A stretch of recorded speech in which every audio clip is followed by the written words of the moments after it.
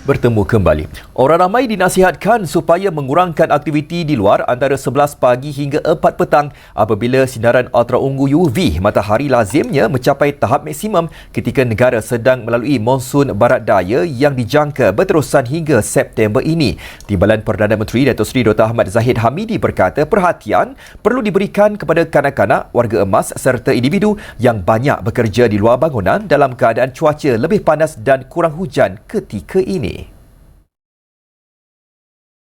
Datuk Seri Dr. Ahmad Zahid yang juga pengerusi Majlis Pengurusan Bencana Negara turut menyarankan rakyat sentiasa peka dengan keadaan semasa dan mengikuti maklumat serta nasihat yang dikeluarkan oleh Met Malaysia. Met Malaysia meramalkan situasi jerebu yang melanda negara tidak akan menunjukkan perubahan ketara dalam tempoh 3 hingga 5 hari akan datang. Sehingga 4 petang Khamis, Sistem Pengurusan Indeks Pencemaran Udara APIMS merekodkan 10 kawasan di seluruh negara termasuk di Ceras Kuala Lumpur mencatatkan bacaan Indeks Pencemaran Udara IPU pada tahap tidak sihat.